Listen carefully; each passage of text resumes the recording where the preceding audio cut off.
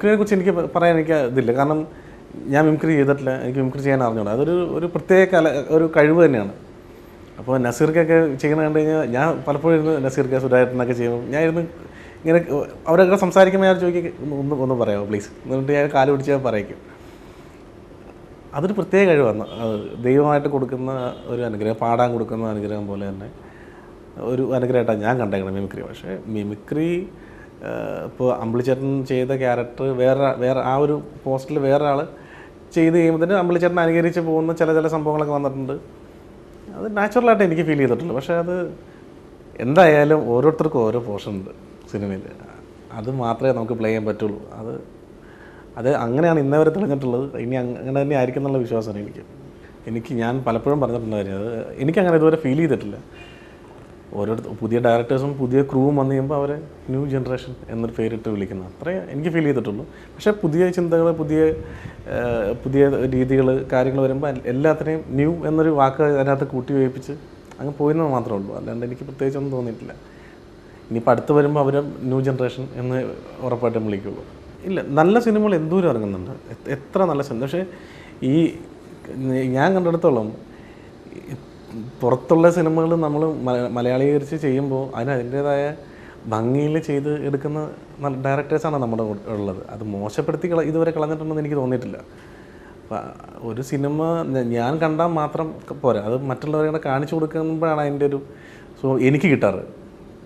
അപ്പോൾ അത് മലയാളീകരിച്ച് കാണിക്കുന്നതിൻ്റെ ഒരു പ്രശ്നമായിട്ട് തോന്നുന്നില്ല. പക്ഷേ അത് മാത്രം ചൂണ്ടിക്കൊണ്ടിരിക്കേണ്ട കാര്യമില്ല അല്ലേ. അത് വേറെ ഇഷ്ടം പോലെ സിനിമകൾ, നല്ല സിനിമകൾ, ഇപ്പോൾ 1983 പോലുള്ള നല്ല സിനിമകൾ ഇഷ്ടം പോലെ ഉണ്ട്. അതാരും എടുത്തു പറയാതെ അത് നമ്മുടെ ഒരു പ്രശ്നമായിട്ട് എനിക്ക് തോന്നുന്നത് അല്ലേ. എല്ലാവരും ഇതിൻ്റെ മാത്രം ഇങ്ങനെ ചൂണ്ടിക്കൊണ്ടിരിക്കും. ജീവിതത്തിൽ നമ്മൾ പറഞ്ഞു പോകുന്ന ചില വാക്കുകൾ അത് പബ്ലിക്കിന് മുമ്പിൽ പറയണത് ഭയങ്കര മോശമായിരിക്കും.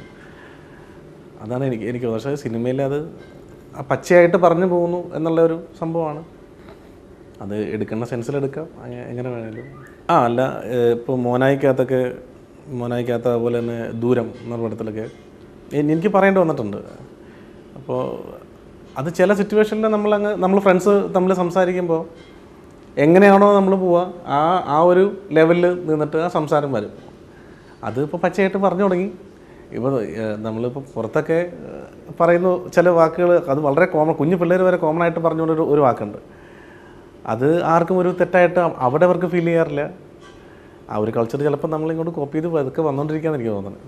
വീട്ടിലെല്ലാവരും നല്ല സപ്പോർട്ടാണ്. പിന്നെ എന്താ പറയുക, നമ്മളൊന്ന് പുറത്തൊക്കെ പോകുമ്പോഴാണ് പ്രശ്നമുള്ളൂ. പുറത്തൊക്കെ ഇറങ്ങി കഴിയുമ്പോൾ നമ്മൾ എന്തെങ്കിലും ഇപ്പോൾ അവർക്കൊന്ന് മോളിലൊക്കെ ഒന്ന് പോകണം, എന്തെങ്കിലും സാധനം വാങ്ങാൻ കൂടെ ചെല്ലണം. അത് ഞാൻ പോകും, എല്ലാത്തിനും ഞാൻ കൂടെ ചെല്ലും. ഈ സമയത്തൊക്കെ ആരെങ്കിലും വന്നിട്ട് വർത്തമാനം പറയാൻ വേണ്ടി നിൽക്കുന്ന സമയമാകുമ്പോൾ അത് ഇഷ്ടപ്പെടാണ്ട് വരും. ഇത് എനിക്ക് വേണ്ടിയിട്ട് മാറ്റി വെച്ച സമയമല്ലേ, അത് ശരിയല്ല. അപ്പോൾ ആ സമയത്ത് നമ്മൾ വെറുതെ ചിരിച്ച് കാണിക്കാവുള്ളൂ, അധികം മിണ്ടാനൊന്നും പറ്റില്ല. അത് അങ്ങനെ ചെറിയ കാര്യങ്ങൾ അത്രേ ഉള്ളൂ. ഏറ്റവും കൂടുതൽ എന്നെ ക്രിട്ടിസൈസ് ചെയ്യുന്നത് എൻ്റെ ഭാര്യയും എൻ്റെ പെങ്ങളുമാണ്. കാരണം എൻ്റെ മുഖത്ത് നോക്കി പച്ചയ്ക്ക് ചോദിക്കും, എന്തിനാണ് ഇങ്ങനെ ചെയ്യണമെന്ന് ചോദിക്കും. അപ്പോൾ ഞാൻ പറയാം, എൻ്റെ റീസണും ഞാൻ അപ്പം തന്നെ പറയും. മിക്കപ്പോഴും ഭക്ഷണം കഴിച്ചുകൊണ്ടിരിക്കുമ്പോൾ ആയിരിക്കും പറയാം. അപ്പോൾ ഞാൻ പറയും, ഇതിന് വേണ്ടിയിട്ടാണ്, വേറെ ഒന്നും വേണ്ടിയിട്ടല്ല.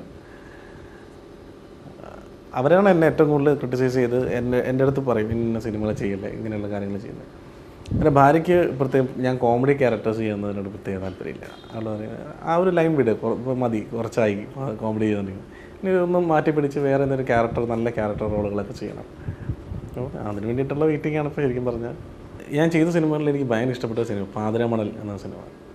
പാതിരാമണലിൽ മുരുകൻ എന്നൊരു കഥാപാത്രം, എന്തുകൊണ്ടും ആ ക്യാരക്ടറിനോട് എനിക്ക് ഭയങ്കര സ്നേഹമാണ്.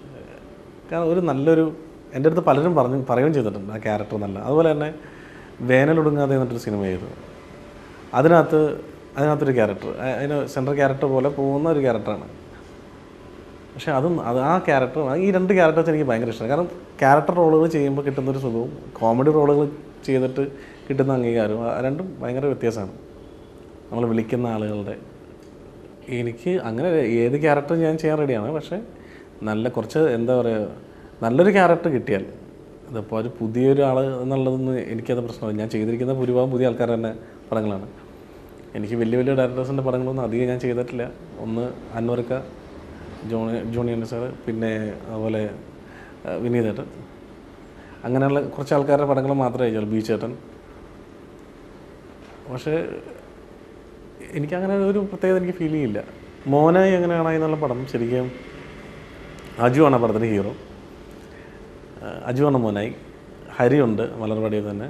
അപ്പോൾ അതുപോലെ തന്നെ വിഷ്ണു ഉണ്ട്, നിങ്ങളുടെ വിഷ്ണു, കപ്പാറ്റി വിഷ്ണു.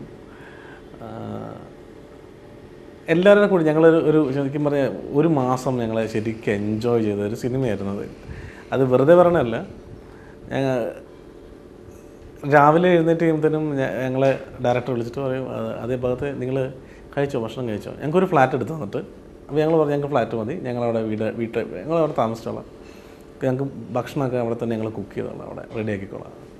അപ്പോൾ ഒരു മാസം നമ്മൾ പൊളിക്കാനുള്ള പരിപാടിയായിട്ടാണ് പോകുന്നത്. ഒരു ടെൻഷൻ അടിപ്പിക്കില്ല, നമുക്ക് പറ്റുന്ന സമയത്ത് അവിടെ ചെന്നാൽ മതി. കാരണം ഡയറക്ടർ തന്നെയാണ് പ്രൊഡ്യൂസ് ചെയ്തത്. പുള്ളിക്കാരൻ അവിടെ നമ്മൾ ചെല്ലുന്ന സമയത്തനുസരിച്ച് പുള്ളി എല്ലാം പ്ലാൻ ചെയ്ത് നേരത്തെ തന്നെ പറയും ഇന്ന സമയത്ത് വന്നാൽ മതി. അപ്പോൾ നമുക്ക് ബ്രേക്ക്ഫാസ്റ്റൊക്കെ കഴിച്ച് സുഖമായിട്ട് ചെല്ലാം. വൈകുന്നേരം ഒരു 6-7 മണിയാകുമ്പോഴത്തേനും പുള്ളി പാക്കപ്പ് പറയും. പിന്നെ പുള്ളി ഇനി എനിക്ക് പറ്റൂല. വളരെ സുഖമായിരുന്നു, നല്ല സന്തോഷമായിട്ട് വർക്ക് ചെയ്തൊരു സിനിമയാണ്. ഇപ്പോഴും ഓടുന്നുണ്ടെന്ന് കേട്ടാൽ ഒത്തിരി സന്തോഷം. ഏത് സമയത്ത് ഇറങ്ങിയാലും നല്ല സിനിമകൾ ഓടേണ്ടത് എന്തായാലും ഓടും. ഇപ്പോൾ ബാംഗ്ലൂർ ഡേയ്സ് എന്നുള്ള പടം അതിന് തൊട്ട് മുമ്പത്തെ ആഴ്ച ഇറങ്ങിയ പടമാണ്. അതുകൊണ്ട് സമയമൊന്നുമില്ല, നല്ല പടമാണെങ്കിൽ ഉറപ്പായിട്ട് ഓടിയിരിക്കും.